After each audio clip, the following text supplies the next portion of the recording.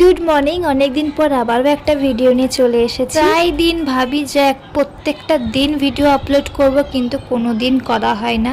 সেই এডিট করতে ভীষণ সমস্যা হয়। তো যাই হোক, আজকে চা বানাচ্ছি, আমি নিজের মতো করে চা বানাবো, কারণ সবাই চা করে খেয়েও নিয়েছে। ঘুম থেকে উঠতে আমার ভীষণই লেট হয়ে যায়, কারণ আমি উঠি প্রায় 9টা বেজে যায়, আর সবাই তখন চা খেয়েও নেই, আমার জন্য কেউ চা রাখে না।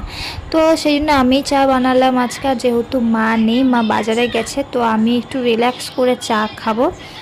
তো আমার লিকার চা খেতে না একদমই ভালো লাগে না। তো তারপরে দেখো, আমি 1 কাপ মতো চা নিয়ে নিয়েছি, কারণ আমার নেশা হয়ে গেছে চা খাওয়া। আগে না আমি একদমই চা কফি কিচ্ছু খেতাম না, কিন্তু এখন এমন নেশা হয়ে গেছে যে আমাকে চা খেতেই হবে। তো তোমরা কেউ কাপটা দেখে ভেবো না যে কাপটা ছোট, কাপটা কিন্তু অনেকটাই বড়। মাকে আমি এনে দিয়েছিলাম। তোমাদেরকে বললাম মার বাড়িতে ছিল না, মা বাজারে গেছিলো, সেই জন্য টিফিনটা আমিই করলাম। পরোটা করেছিলাম আর আলু ভাজা করেছিলাম, তার সাথে চা না হলে হয়। আমি একটু চা রেখে দিয়েছিলাম, কারণ এতটা চা আমি খেতে পারবো না, অনেকটাই চা ছিল। তো তারপরে দেখছি আমার ভাই এসে আমাকে কুরকুরে দিচ্ছে। কুরকুরে নয়, কিন্তু গোল টাইপের একটা, বেশ খেতে ভালো লাগে। আর পাশে হচ্ছে আমার জেঠুর ছেলে, ও আমাকে কুরকুরে দিতে এসেছে। ও দুটো দিতে এসেছিলো, ওর কাছে আমি পুরো প্যাকেট জুড়েই নিয়ে নিলাম। কী করবো, তারপরে আমার ভাই আমার কাছ থেকে নিয়ে কাড়াকাড়ি করছে। এবার তোমরা দেখবে আমার ভাই আমার কাছ থেকে কীভাবে কেড়ে খাবার নেয়। দেখলে, মুখের থেকেও খাবার কেড়ে নিয়ে চলে আছে।